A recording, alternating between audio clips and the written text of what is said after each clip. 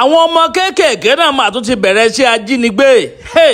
nípínlẹ̀ Ọ̀yọ́ lélẹ̀ tún ti ṣẹlẹ̀ o. ẹ̀yin èèyàn ẹ dákun ẹ dábọ̀ ẹ súnmọ́ bí o. ẹ wò ó Sikun Awon Olopa Ipinle Oyo ó ti tẹ àwọn afurasí ọmọ kekeke mẹ́ta kan o tí wọ́n ń ṣiṣẹ́ ajínigbé agbénipa. Ayé ti wá bàjẹ́ tán po báyìí. Kò sí nǹkan tá à ní rí tán báyìí lórílẹ̀‐èdè Nàìjíríà. Àwọn ọmọ mẹ́ta ọ̀tọ̀ọ̀tọ̀ ni o, Fatia Nurudeen, Taiwo Fatia àti Muirat Saliu tí wọ́n jẹ́ ọmọ kéékèèké 17 years àti 16 years. Bó o ló ṣe jẹ́, bó o náà ṣe ṣe, nǹkan ti dé o. ẹ̀yin èèyàn ẹ dákun ẹ dábọ̀ ẹ súnmọ́ bí o. mo ti gbóhun tẹ mọ̀ ọ́ jẹ́ dé o. àwọn ìròyìn yàjóyàjó, ìròyìn ajá àbálẹ̀ lórí ìkànnì àdàbà tẹlifíṣàn bíi náà lẹ́ẹ̀tì láǹfààní láti gbọ́ o. ẹ bá wọn nǹkan fìdílé tàbí kẹ fìdílé nǹkan kẹjẹ ń sáré gbé yín débẹ̀ kẹwàá gbọ́ gbogbo kúlẹ̀kúlẹ̀ bọ́rọ̀ náà gan ti ṣe jẹ́ gan ní pàtó torí lèyí ó gbẹnu tán ó lékenkà bẹ́ẹ̀ náà ló pakasọ o. ṣáájú ìgbà náà ńkọ́ ẹja sáré dójú ọjà náà mọ́ ń bọ̀ ẹ má yí kú ọmọ ẹ o. àdàbà tẹlifíṣàn náà lẹ́wà ẹ gbọ́ wìrìwìrì lónìí. èwo ni ká ṣe kan kó dẹnu kọlẹ̀ ká má lè jí dáadáa kóbìnrin kígbe lábẹ́ ẹni ká má ti gùnkè ká ti dà ọ̀nà àbáyọ ti dé o. Capable natural herbal remedy ló lè ṣe gbẹlura kó o dẹṣin gbẹmu kóbìnrin ó máa bẹ̀ kó ti tó tún wá tán síbẹ̀ o. ìwọ tààtọ̀ ẹ ò lè dọmọ ìyẹn low sperm count ìwọ tó ní erectile dysfunction kó o bẹ̀rẹ̀ kó má lè nàró. Capable natural herbal remedy ló kápá ẹ̀. Capable natural herbal remedy jẹ́ oògùn tá a fi ewé àtegbò ṣe tí a ṣe àkójọ ẹ̀ níbi tó mọ́ tónítóní. àwọn tó mọ̀ nípa ewé àtegbò ló pákéjì ẹ̀. ó yá pé nọ́mbà yìí láti họ́dà Capable natural herbal remedy tiẹ̀ 0906-866-4147 lẹ́ẹ̀kan sí 0906-866-4147. ó yá gbé Capable lura kẹ́ni ẹlẹ́ni bàbá àgbàṣe ẹ ṣe. Capable natural herbal remedy ló lè mú ẹ Capable. Sikun Awon Olopa Ipinle Oyo ó tẹ àwọn afurasí ọmọ kékèké mẹ́ta kan lánàá òde yìí. Wọ́n ti tì wọ́n mọ́ gbaga o. ẹ dákun dábọ̀ ẹ súnmọ́ bí o. ẹ̀yin èèyàn wọ́n ní ìṣẹ̀lẹ̀ àbàmì yìí ó ṣẹlẹ̀ ní agbègbè kan tí wọ́n ń pè ní Ìkòyí ilé oríire local government area nípínlẹ̀ Ọ̀yọ́. ibẹ̀ ni Sikun Awon Olopa ìyún Ọ̀yọ́ State Police Command níbi tó ti gbá wọn mú Sikun o lánàá òde yìí ni o. bó o lọ̀rọ̀ ń ṣe jẹ́, bó o ló ṣe ṣẹlẹ̀, ẹ dákun ẹ dábọ̀ ẹ súnmọ́ bí sẹ́ẹ̀ ẹ máa bá ń bó fídíò yìí kárakára, ẹ máa bó sí àṣìá, ẹ máa bó kárakára. bẹ́ẹ̀ náà ni kẹ́ máa bá mi bó káàkiri tààràtààrà kó bà lè kan ọ̀pọ̀lọpọ̀ àwọn èèyàn lára o. wọ́n ní arábìnrin kan tí ń ta ẹran, wọ́n ní Islamiat Ọmọwùmí, òun náà ni orúkọ arábìnrin yìí o. òun gangan ló ké wá sí àgọ́ ọlọ́pàá ló ké gbàjarè pé ẹ̀yin ọlọ́pàá ìpínlẹ̀ Ọ̀yọ́ Ọ̀yọ́ State Police Command ẹ dákun ẹ dábọ̀ ẹ gbà mí ẹ rà mí pé nǹkan ti so òun o. àwọn nǹkan ti ń dí kòkò mọ́ òun. wọ́n ń dí kòkò pa àwọn fẹ́ pa òun o. kóun lọ kó rọ̀kùrọ̀kú wá, kóun lọ kó ara àwọn èèyàn wá. àwọn àwo gan ni ní pàtó. mo ní ẹ máa bá ń kọ́mẹ̀ntì kẹ́ máa láìkì sẹ́ kẹ́ máa bá ń pín kínní káàkiri lógúnlógún. ẹ máa bá ń bó síasíá, ẹ máa bó kárakára. bẹ́ẹ̀ náà ni kẹ́ máa bó tààràtààrà. ó láwọn ọmọ mẹ́ta kan ní o. Fatia Nurudeen tó jẹ́ ọmọ 17 years of age, ọmọ ọdún mẹ́tàdínlógún. ẹ̀rí páyé ti bàjẹ́ ẹ̀yin èèyàn. Taiwo Fatia náà ọmọ ọdún mẹ́tàdínlógún lòun náà 17 years. ẹlẹ́ẹ̀kẹta ìwẹ̀ ńkọ́ Muirat Saliu 16 years lòun ọmọ ọdún mẹ́rìndínlógún. àwọn ọmọ kéékèèké yìí ẹ gbọ́ kí làwọn ọmọ yìí ń fowó ṣe, kí ló fẹ́ fowó ṣe nítorí Ọlọ́run tó fi di pé àwọn bẹ̀rẹ̀ sí ń dín kòkò mọ́ ìyá oníyàá, ìyá ẹlẹ́ran. wọ́n ní pé àwọn nílò páàtì ara èèyàn torí pé ń ta ẹran pé bẹ́ẹ̀ sì ni ó gbúdọ̀ san 10 million naira o. wọ́n ń threaten ayé rẹ̀ ní o. wọ́n ń dín kòkò mọ́ wípé àgọ́ ara èèyàn gangan làwọn fẹ́ àti 10 million naira. bó ló ṣe jẹ́, bó náà ṣe rí wọn mú. wọ́n ní pé bó ṣe ké gbàjarè wá ságọ́ ọlọ́pàá àtìgbà náà làwọn ọlọ́pàá ti bẹ̀rẹ̀ àwọn ìwádìí òfin tó lórí ọ̀rọ̀ yìí. wọ́n ní àwọn iTelephone kan ní àwọn ọmọdé yìí ni wọ́n fi ń kọlù màmá yẹn o. tí wọ́n bẹ̀rẹ̀ sí ń dínkokò mọ́ màmá onímàmá màmá tí ń tẹran jẹ́jẹ́ títí ẹ̀ wípé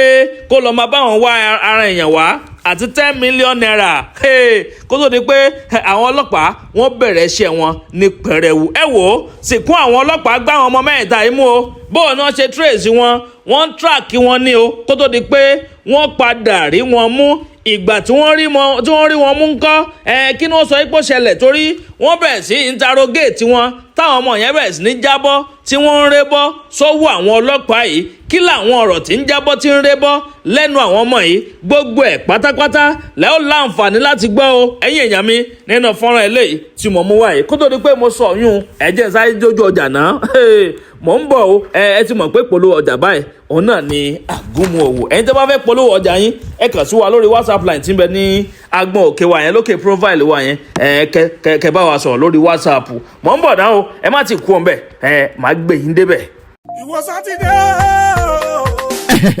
èwo ni kójú ṣàdédé máa ṣomi tàbí kójú ó máa ṣú ohun tó dáa kọ́ ni kójú ṣàdédé máa ṣe pin kọ́mọdé máa lògò kó tó ríran láì lọ patí ọ̀nà àbáyọ ti dé o Vista Natural Eye Antioxidant Capsule ti dé láti kojú àìsàn yòówù tó lè máa bọ́ ọ fínra kójú ó máa ṣomi bàìbàì tàbí kójú ó máa ṣe pin kì í ṣe ohun tó dára rárá Vista ló lè kojú ẹ òpin ti dé bá cataract glaucoma blurry vision tàbí terry eyes Vista capsule jẹ́ oògùn tá a fi ewé àti egbò ṣe àwọn dókítà sì ti fi òǹtẹ̀ lù òpin ti dé bá àìlèka bíbélì tàbí kúránù kákàwé díẹ̀ kójú ó máa ṣe pin tàbí kó bẹ̀rẹ̀ sí ní wò bàìbàì yálà o ní àrùn ojú ni tàbí o ò ní o lè lo Vista capsule láti sọ rárá sí àrùn ojú tó fẹ́ máa juwọ́ sí ọ tọmọdé tàgbà sì ni Vista capsule wà fún láti ọ̀dà fún Vista capsule ó yá pé nọ́mbà yìí 09038067022 lẹ́ẹ̀kan sí 09038067022 àwọn alágbàtà káàkiri orílẹ̀-èdè Nàìjíríà Vista Natural Eye Antioxidant Capsule ọ̀gá fún gbogbo àìsàn ojú.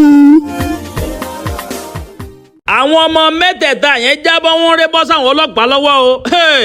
ẹ gbọ́ nǹkan tí wọ́n sọ ni wọ́n ní prank ni o páwọn ń prank ìyá oníyàá ni ẹ̀ ń prank ìyá pé ẹ̀ pàdánù ẹ̀ jí gbé ẹ̀ ń prank ìyá kó lọ máa ta ara èèyàn fún yín ẹ̀ ń prank ìyá kó lọ máa san 10 million naira ọ̀rọ̀ ti wá dójú ẹ̀ tán ẹ wá ń yẹnu padà pé prank ni ẹ̀yin èèyàn ẹ gbọ́ irú prank rádaràda wo nìyẹn nítorí Ọlọ́run ẹ wò ó àwọn ọlọ́pàá ò mú wọn ṣeré rárá o ṣe ni wọ́n sọ fún wọn pé criminal offence ni o wípé ìjìyà sì ń bẹ fún lábẹ́ òfin àkọ́kọ́ náà wọ́n ní ẹ ti kó ìyá yẹn sínú hílàhílo sínú ìbẹ̀rùbojo ẹ̀ ń jẹ́ kí ìyá yẹn máa sá kólóbà káàkiri màmá onímàmá tíra ń tẹran rẹ̀ jẹ́jẹ́ nínú ọjà ẹ dá nǹkan sí màmá lára kàn tí ẹ mọ̀ bóyá màmá yẹn ní hypertension àbó ti ní àwọn àìsàn kan lábẹ́lẹ̀ tí ò hàn sẹ́nì kankan ẹ bẹ̀rẹ̀ sí ń jẹ́ kí màmá onímàmá kó máa sáré kíjokíjo káàkiri wọ́n ní wọ́n ti dá páníìkì kalẹ̀ ọkàn màmá ò balẹ̀ mọ́ o ṣe là ayẹ ní ń já sókè ní ń jálẹ̀ kọ́lọ́ má jẹ́ ó jábọ́ o bá ń sàmì àdúrà ẹ̀yin èèyàn eléyìí ní agbára wọ́n ní threat to life ni o pé wọ́n ń dínkokò mọ́ ìgbésí ayé màmá yẹn fún díẹ̀ yìí ńkọ́ wọ́n ní wọ́n fojú winá òfin o wọ́n fojú winá òfin agbẹnusọ àbálùkòrò ọlọ́pàá tìpínlẹ̀ Ọ̀yọ́ ìyún State Police Public Relations Officer DSP Ọláyínká Àyànládé òun náà ló tún sọ̀rọ̀ síta o ní bá wọn ìwé ìròyìn The Punch torí àwọn ìwé ìròyìn Punch àwọn náà ni wọ́n tún Punch lè jáde o wọ́n láwọn ọmọ kéékèèké ló pe tú yìí o Fatia Nurudeen tó jẹ́ ọmọ 17 years ọmọ ọdún 17 Taiwo Fatai 17 years lòun náà o àti Munirati Saliu òun náà ni àwọn mẹ́tẹ̀ẹ̀ta ọ̀tọ̀ọ̀tọ̀ tí wọ́n ń dínkokò mọ́ ayé màmá onímàmá o màmá yìí Islamiati Ọmọwùmí ni wọ́n porúkọ màmá yìí o tíra ń ta ẹran jẹ́jẹ́ o nínú Ìkòyí ilé ní Oríire local government area nípínlẹ̀ Ọ̀yọ́ ń bí ẹ̀yin èèyàn bò lẹ́sẹ̀ lélẹ̀ sí ṣódà kan wàá fírun nǹkan báyìí prank èèyàn ṣé kí wọ́n yọ̀ǹda àwọn ọmọ yẹn kán máa lọ ni àbí kán fojú wọn winá òfin ẹ jẹ́ darapọ̀ ní abala àríwúsí kẹ́ bá ń comment kẹ́ máa like kẹ́ sì máa bá ń pín fọ́nrán yìí káàkiri lógúnlógún lọ́gbọ̀n kó bá lè kan ọ̀pọ̀lọpọ̀ àwọn èèyàn lára ìlérí tí wọ́n là wá mú ṣe o gẹ́gẹ́ bá ti ṣe ṣèlérí fún yín pé àníjẹ́ kójú yín fọ́ bẹ́ẹ̀ náà láti níjẹ́ kẹ́tì yín di sí gbogbo àwọn ìṣẹ̀lẹ̀ tí bá ń ṣẹlẹ̀ káàkiri ilẹ̀ wa pàápàá jùlọ nílẹ̀ Yorùbá tí wọ́n ń bì àdàbà ọ̀nà ní à ń sùngbẹ́ iná ń jó ẹ̀yẹlẹ́gbẹ̀rà ńlẹ̀ àdàbà àtúntì fòfẹ̀rẹ̀ awọ̀lú sọ̀dúdẹ̀rọ̀ pẹ̀sẹ̀. ẹ kú dédé àsìkò yìí orúkọ mi ni Balógun Kúyẹ̀ gbajúgbajà ìlúmọ̀ọ́ká oníṣègùn ìbílẹ̀ ni mí ẹ̀yin ọkùnrin o ẹ súnmọ́ bí ọkùnrin nìkan ni mò ń tọ́jú èyíkéyìí ìṣòro tẹ́ bá ń dojúkọ mo ti kọ́gùn ìbílẹ̀ wá láti Jẹ̀bú àwọn ògùn ìbílẹ̀ tó jiná dẹnu kíá nìṣòro máa fi ọ́ sílẹ̀ ẹ̀yin ọkùnrin tẹ́ ẹ lè náwó yá náwó dẹ̀ tó jẹ́ wípé ṣe ẹ̀ka sùn lẹ́yìn àbẹ́yìn tó jẹ́ wípé nǹkan ọmọkùnrin yóò kì í gbéra àfi tí wọ́n bá fọwọ́ pa títí tán bá fọwọ́ gbé ijó ṣíọ̀ orí burúkú kì í ṣe tèmi bí wọ́n bá ń la ìṣòro yìí kọjá nọ́mbà mi ni kò pè sí báyìí 081 00 79 0928 ẹ jẹ́ túmú dáadáa 081 00 79 0928 èwo ni pé kí fáyíngì owó ọmọkùnrin wá kó o má lè ṣe ju ẹ̀kan lọ oògùn ìbílẹ̀ tó jiná dénú láti Jẹ̀bú wà ń kalẹ̀ tá a fi dojúkọ ìṣòro yìí ẹ wá gbọ́ o gbogbo ẹ̀yin ọkùnrin tó yẹ pé ògidì jẹ̀dí ló ń bá yín jà tẹ́ ẹ lè dúró dáadáa bọ́mọkùnrin mi ìbá ti dúró bí ìṣẹ́jú mélòó yóò wá máa wábi tó fẹ̀yìntì ẹsẹ̀ ti ń rónú ẹ̀yìn ti ń dùn yóò wá sọ di ọ̀lẹ pátápátá má jẹ́ kó lólùfẹ́ rẹ̀ ó jáde síta ẹ̀yin ọkùnrin tí nǹkan ọmọkùnrin yín kéré jọjọ orí yín lọ èwo ni pé kọ́mọkùnrin pógójì ọdún kí nǹkan ọmọkùnrin tó wà lábẹ́ wá dàbí tọmọ ọdún mẹ́wàá yóò wá máa súnkì kò ní lè dúró dáadáa láti ṣiṣẹ́ oògùn ìbílẹ̀ tó jiná dénú láti Jẹ̀bú ó wà lọ́wọ́ ẹ̀mí Balógun Kúyẹ̀ tí mo máa fún yín bó o bá ti lò ó kíá lára rẹ̀ ó jí pépé. ẹ̀yin ọkùnrin tẹ́ kiri tọ̀ọ̀tọ̀ àbẹ máa ń tọ̀ látọ̀ jù ẹ kàn sí mi ní kíá. gbogbo ìlú tẹ́ bá wà káàkiri àgbáyé ni mo lè fi oògùn ìbílẹ̀ mi ránṣẹ́ sí tí ó sì tẹ̀ yín lọ́wọ́ pè sórí nọ́mbà yìí báyìí 081 00 79 0928 ẹ jẹ́ n tún mú lẹ́ẹ̀kan sí 081 00 79 0928 aṣoríire o.